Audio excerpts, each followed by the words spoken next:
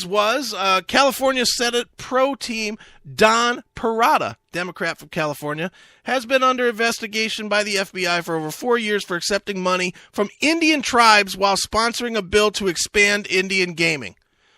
Big shock there. I'll take the bribe. What is going on, man? And these are the people that we've elected. So, to go back to my original point in the last segment, if you're ever shocked by the government, by hearing that your government did something crazy, you shouldn't be. Now, let me keep going here, because this list, we're far from done with this list. We're far from done from this list. And again, this is only from the 2000 era. California Secretary of State Kevin Shelley was accused of laundering campaign funds and sexual abuse. He resigned in 2005.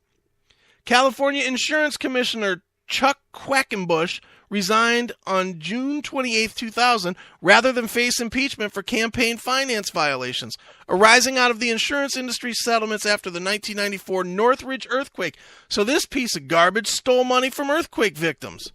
It is, it's unbelievable that happened. Right? Not really. Unbelievable that you were surprised that somebody stole money from earthquake victims.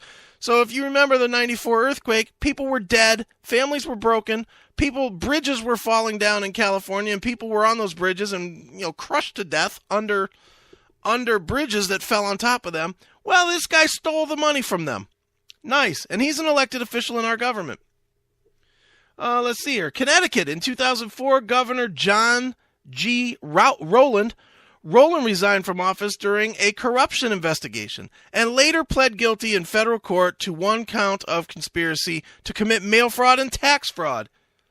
Florida Orlando Mayor Buddy Dyer jailed on suspicions of electoral fraud in March 2005. Florida Senator Gary Siplin was convicted of third-degree felony and grand theft of $5,000 and more for using state employees for his election campaign. Georgia Congressman David Scott has expended $52,000 to $344,000 to himself, friends, family, and business from campaigns every election cycle since 2002. Shortly after 2006, he was served with an IRS tax lien for over $153,000. So we must be getting to the end of the list, right? No, we're just at the point where I have to scroll up to get to the next batch. And here's a news flash for you. I scrolled it down so that the next guy is at the very top of my screen, and I still don't see the bottom yet. So we'll keep going here. Illinois Governor Rod Blagojevich charged with conspiracy to commit mail, wire fraud, and solicitation of bribery. He was also accused of pay-to-play schemes, including the sale of President Barack Obama's vacated U.S. Senate seat to the highest bidder. What's this guy's name? Lon Monk, former chief of staff to Rod Blagojevich, pled guilty to one count of mail fraud. Christopher Kelly, advisor to Rod Blagojevich, pled guilty to fax fraud.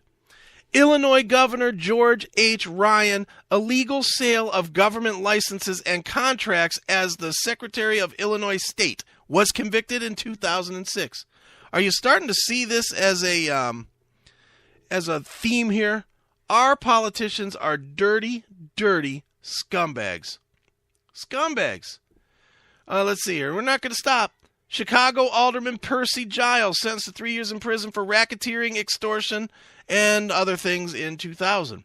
Chicago's 20th Ward Alderman Orenda Troutman was arrested and charged with bribery in 2007. Chicago City Clerk Jim Lasky pled guilty to pocketing bribes for steering city business to trucking companies. Chicago Alderman of the 29th Ward, Isaac Ike Carruthers, was indicted for bribery and tax evasion and sentenced to 28 months in prison in 2009. Chicago Alderman Ed Vrodolyak, pled guilty to tax and mail fraud.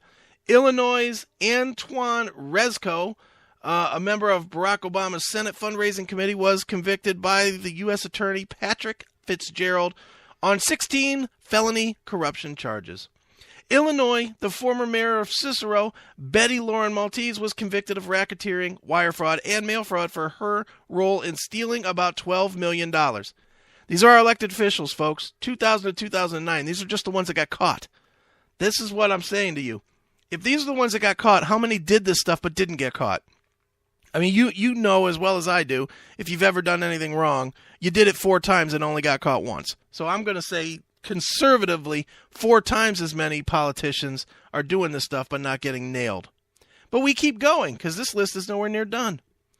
Louisiana Governor Edwin Edwards convicted of extortion. Massachusetts State Senator Diane Wilkerson was videotaped by the FBI stuffing bribe money into her bra. Also charged with tax evasion, ethics violations, and perjury. And then she went and resigned. Maryland Baltimore Mayor Sheila Dixon indicted on 12 counts of perjury, theft, and misconduct in office. And you know what? We'll stop there, but I'm going to keep reading this. When we get back from the commercials, I'm going to share with you the rest of this list, because I want you guys, I want this to be long, and I want it to be a little boring, to be honest, because I want you to understand just what it is that you're being outraged by. You're outraged by these people that you, for some strange reason, think are, moral. You're surprised when they would make decisions that are against your morality or against the moral consciousness. So I'll tell you what, we're going to take a break, and then we will be right back, and we will finish profiling just the years, just 2000 to 2009, the scumbags that have been caught in your government. It's all the news.